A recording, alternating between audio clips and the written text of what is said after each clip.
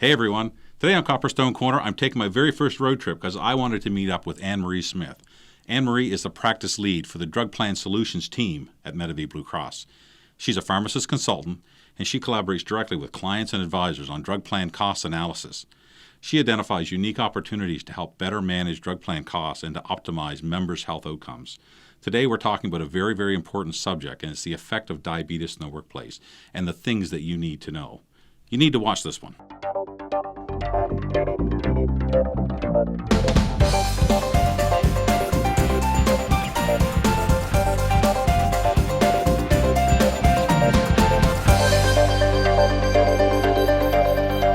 Hey everybody, thanks for tuning into the corner today. As you can see, we are on the road. This is our first road trip, and I'm here at the Medavie Blue Cross boardroom, and I'm sitting here with Anne-Marie Smith. Anne-Marie, thanks for joining us here on the corner.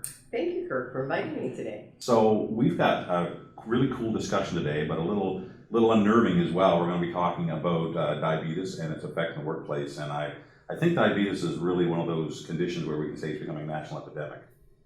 Unfortunately, yes. Most people would agree that diabetes has reached an epidemic level in this country. Certainly the recent 2019 statistics from Diabetes Canada paint a very grim picture for the number of newly diagnosed Canadians in 2019.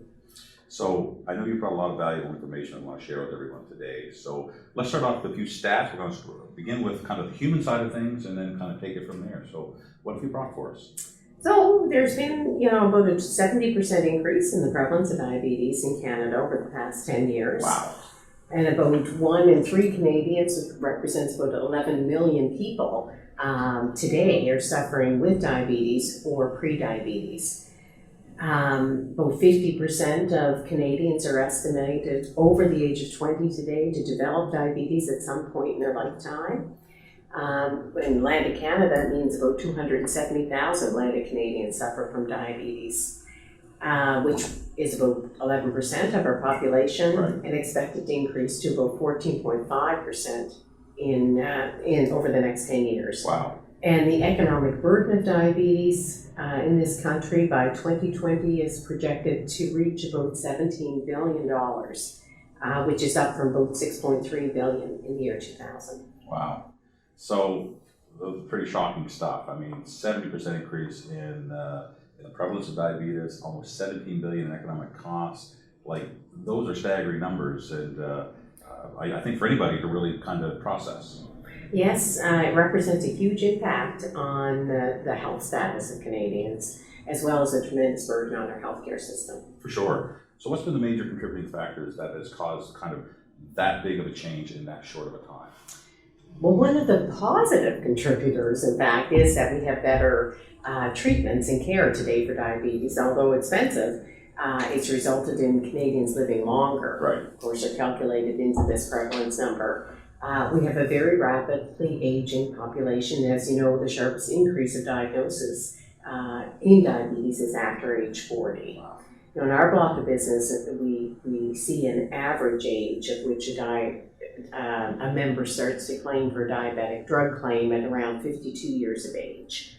But also, Canada has high rates of many modifiable risk factors that contribute not only to diabetes, but to all chronic disease.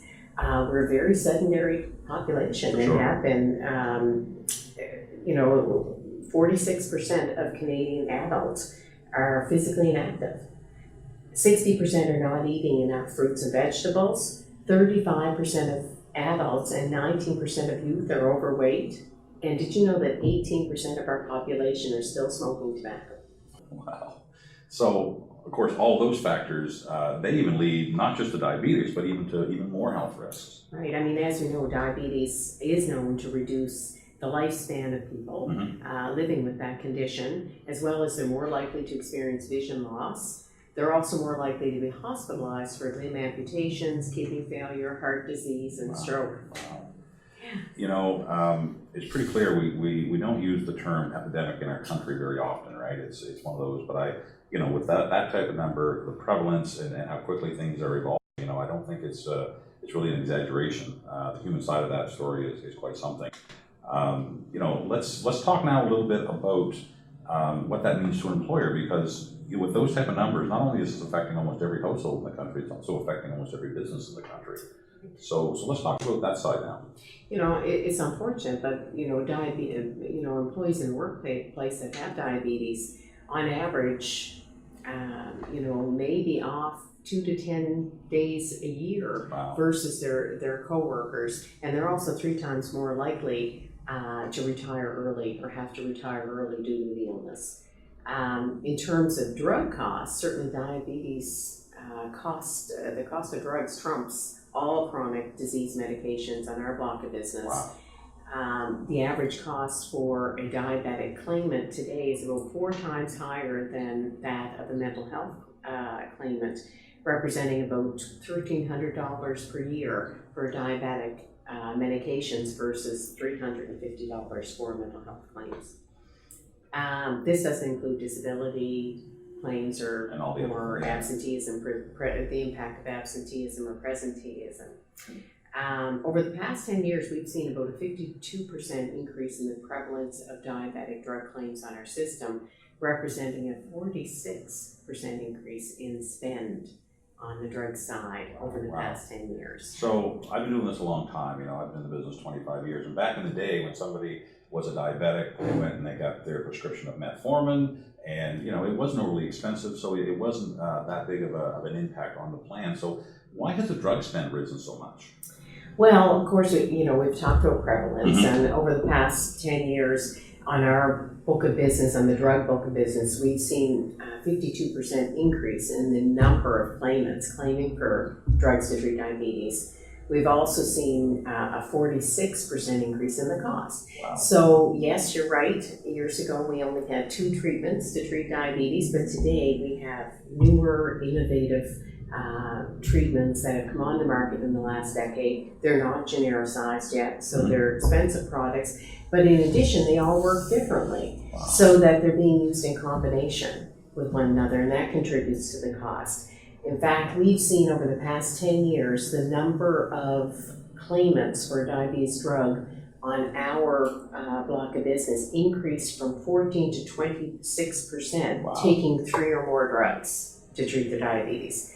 So combination treatments are definitely contributing to that drug spend. Wow. So basically, here's what I'm hearing. I'm hearing more people with diabetes, more complicated, more expensive treatments, higher rates of absenteeism, lower overall productivity. It's a pretty sobering deal for an employer.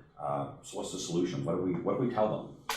Well, certainly there's no tied up in a bow, one solution, but we have formularies, and we have strategies to mitigate some of the costs under the drug plan and the benefits plan.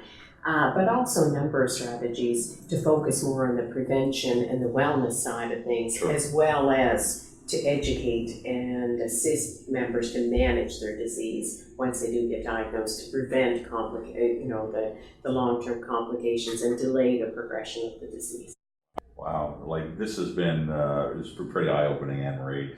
And for all of you out there, Anne-Marie's going to come back in segment 2, and what she's going to do is we're going to talk more about some of the innovative things that you as an employer can do to help obviously support those that have diabetes in your workplace, and some preventative things that we can do to make sure that we buck the trends here that we're seeing. So we'll look forward to that discussion next, Anne-Marie.